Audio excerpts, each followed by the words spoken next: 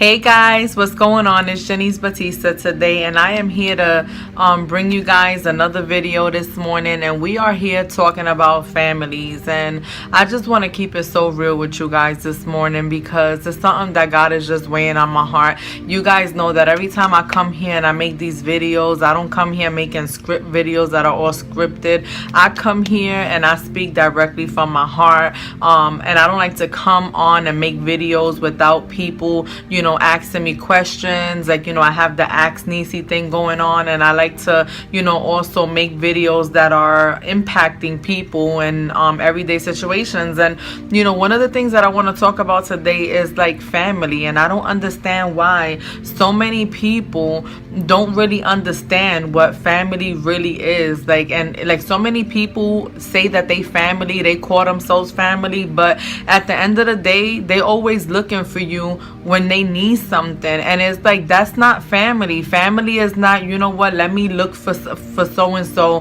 when I need them, let me think of so and so when I need them. Family is not like a bail you out plan. A lot of people think that just because you family, you don't talk for days, you don't talk for years, you don't talk for months, and just because you family, you just always gotta, when you pick up the phone, you call your family member. It don't matter if it's been 5-10 years. You think they just automatically are supposed to help you out and bail you out. Like, what about the next person and how they feel like as family? Like, you don't think that throughout the years they really need you to be there for them and just give them like a weekly call just to see if they're alive, just to be like, hey, what's up, what's going on with you? In life, so many people, they go through so many different things, and a lot of people, they so selfish nowadays. All they do is think about themselves. Jesus didn't call us to be selfish and only think about ourselves. It's sad that family is not what it used to be. A lot of times when you think about family back in the days and you look at family and how they are nowadays, you see is a big difference. What family was back then, everybody used to get together on the weekdays. People would get together and it was always no problem. And nowadays you see people, they so disconnected. Like, you can see people, they be disconnected for years and they don't care. You see family, they just, and I'm gonna be honest with you, like me and my family, we very disconnected. I have family that I'm, that they will sit there and be like, oh yeah, we family, everything is all good. But to me, it's like, we're not all good, because it's like a lot of people within your family, they just like to sit there and play games. And it's like, sometimes they think that people got a sign on their forehead that says boo boo the fool, and it's not like that.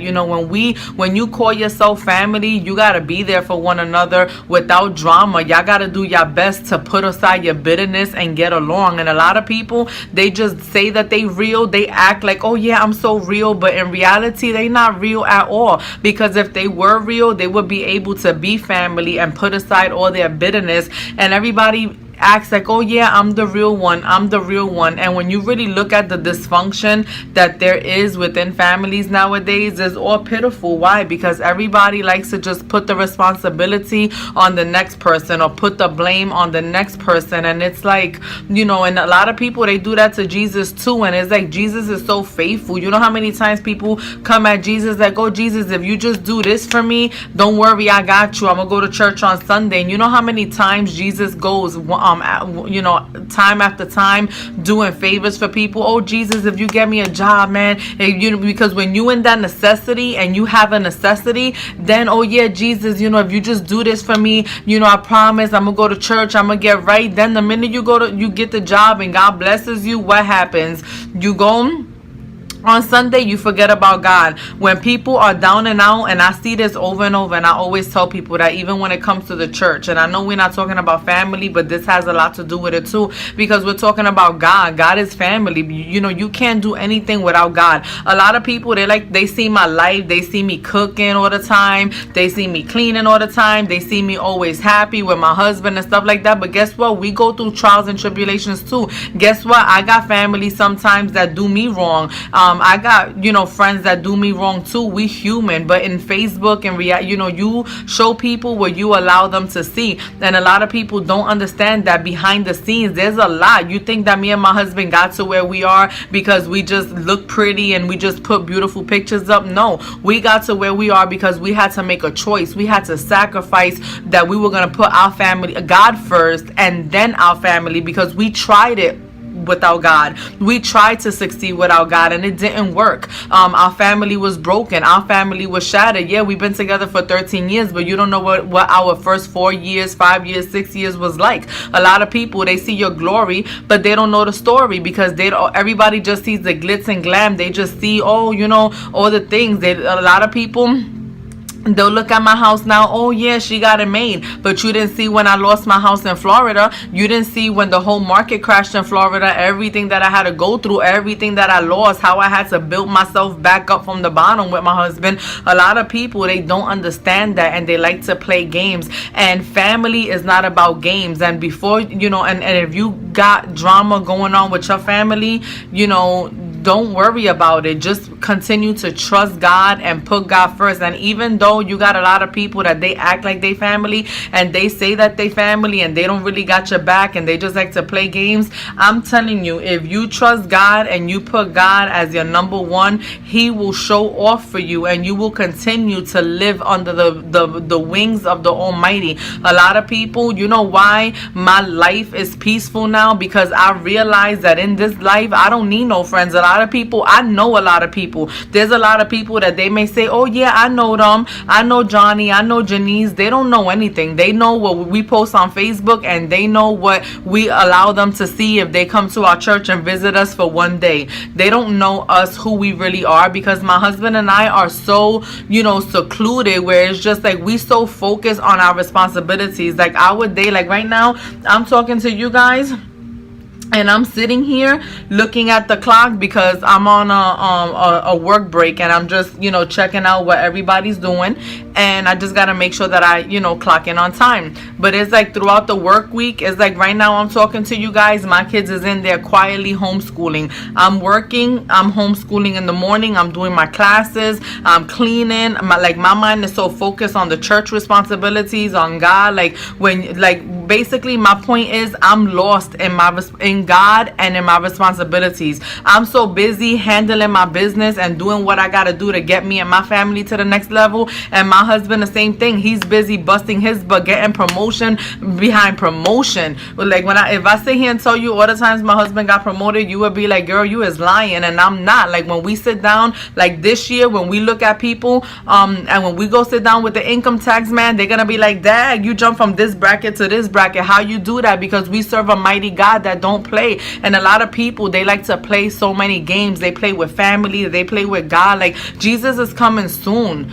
We don't got time. God doesn't want us to be sitting here playing with each other. He doesn't want people to be going to church, faking church. He doesn't want people to be in church when they need something. He doesn't like it when people who are there for you and they help you out, and they help you get out of the hole, and they're lifting you up, and then you just turn your back on them. You turn your back on the church, and you just look at them like they ain't never do nothing for you. And that's the sad thing, that there's so many people out there. I could tell you countless of people that me and my husband have been super nice to, super generous to, and if they see me across the street, they'll look at me like they don't know me. But you don't know me. But when you didn't have nothing and you needed something, who was there for you? God. But because He used Johnny and Janice as a vessel. But we don't let things like that knock us. We continue to preach the truth. We continue to preach the gospel. We continue to persevere no matter what, because just because something in their heart is messed up,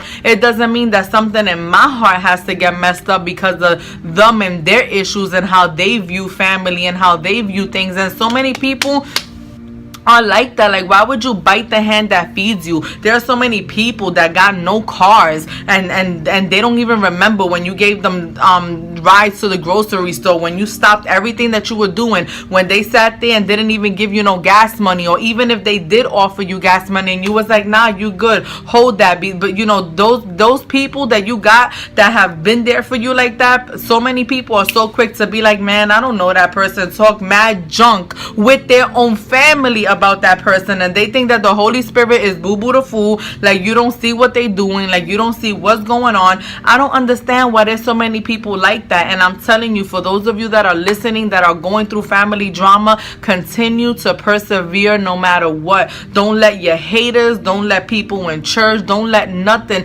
deteriorate you from moving forward. God is calling family to be family. Family is not only blood nowadays. Family is the people that know who you are. Family is the people that don't judge you and criticize you and always look for a problem or a bone to pick with you. That's not family. Family is people that come together, love each other, understand each other's boundaries, because we all got boundaries. I got family members of mine that don't understand my boundaries. As a Christian woman, as a godly woman, I got my boundaries, and I don't compromise the gospel. I don't compromise what I believe in for nobody, because I'm too busy going like this with the Lord to stop and be like, oh yeah, I want to keep you around, so let me, not keep it real with God so that I could keep it real with you. No, I keep it real with Him, and He is faithful to me. I am faithful to Him, and He is faithful to me, and I'm not gonna negotiate and waste that and break that and throw that in the garbage for a family member. Jesus even said it Himself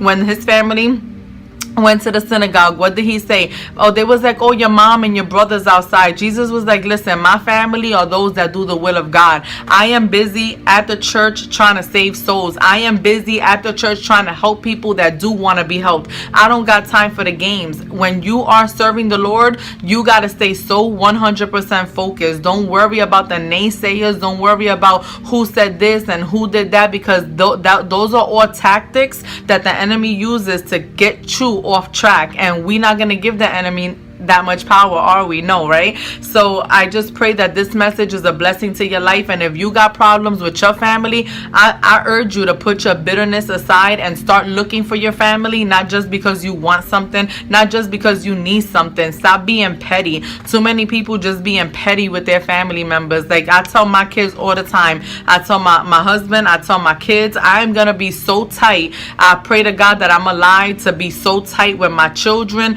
their husbands, their wives. I want to be that grandmother that's all up in there. What you need, I got you. I'm going to be that grandma folding laundry for them. I'm going to be that grandma helping them mop the floors, helping them with the kids when they want to go on vacation, because that's what family is about. I'm not going to sit here having other people taking care of my grandbabies. I'm not going to have other people taking care and helping out my kids when I'm here, I'm alive, and I can do it. You know what I'm saying? We have to be able to love our family unconditionally and respect each other's boundaries. Okay, so I really pray that this message is a blessing to your heart, because I just see so much foolishness going on with family. I see so much foolishness going on even within church families, and so many things that's going on, and I'm telling you, God is so not pleased with that. God really wants people to be in peace. He doesn't want people to be bickering and with this and that. Let me tell you, and if you got drama with your family to the point, okay, because I know what I'm talking about, to the point where it's like, they always talking about you, and you can't even, it's always drama, and you can't, just stay away. It's better to stay away than to have your family there. If y'all can't, reach common ground, if y'all can't, come to a conclusion, if y'all always blaming one person, because there are so many families that are like that too. That's the main reason why families are disunited, because they always want to play the blame game and blame one person. It takes two people to fight. Imagine a marriage blaming one person. Oh, it's always my husband, it's always my husband, always my wife, it's always my wife. It takes two people to fight. It takes two people to tangle. And within family, you got to respect the other person's opinion. You can't just be that type of person that says, oh, it's my way, and you only see it your way. Like, your glasses are only going to allow you to see what your glasses could see, but the other person sees it from a different point of view and a different perspective. And we got to be able to take our glasses off and be willing to put theirs on and be able to see what they see, so that we can come to a conclusion, and family not be so dysfunctional the way it is, and like I said, I'm Janice Batista. I gotta get back to work, but I love you guys, and I pray that this message is a blessing. And if it is, share it on your page, like that, give me that like button, and just let me know what you think. If you're going through problems with your family, write your comments down below. I want to know. God bless you.